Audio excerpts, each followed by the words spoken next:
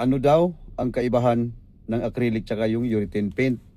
At ano daw ang mas magandang gamitin? Acrylic paint po ba o urethane paint? Yes, isang mapagpalang araw sa inyong lahat mga boss, no? Ito may sasagutin lang tayong katanungan, no?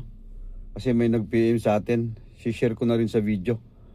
Ito ang tanong niya mga boss, ano daw ang kaibahan ng acrylic tsaka yung urethane paint? At ano daw ang mas magandang gamitin? Acrylic paint po ba o urethane paint?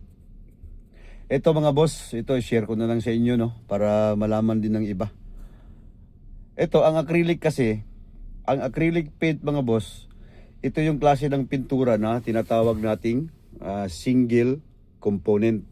Ang ibig sabihin ng single component mga boss, ito ay wala nang halong hardener, wala nang halong catalyst, o kaya wala nang halong activator. Depende yan sa klase ng pintura, iba-iba kasi yung tawag dyan. Ngayon, dito naman tayo sa urethane paint. Ang urethane paint naman mga boss, ito yung tinatawag nating two component.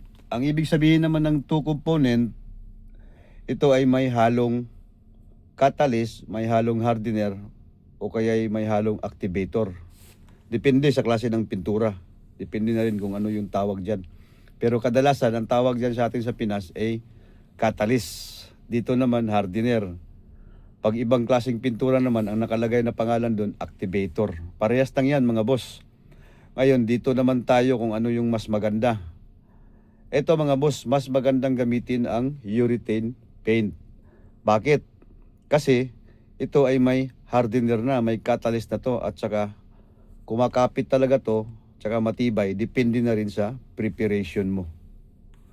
Yun mga boss, sana ay may natutunan kayo sa video natin, at saka sa mga bago pa lang nag-uumpisa ng mga pagpipintura ng mga kotse at sasakyan, ay paki-like na rin at paki-follow na lang mga boss. Saka sa mga gusto magtanong, pwede po kayong mag-direct PM sa akin at mag-comment na po kayo sa baba para masagot natin yung mga katanungan nyo. Maraming salamat sa inyong lahat mga boss. Sana ay nakatulong yung video natin at maraming salamat at God bless us all.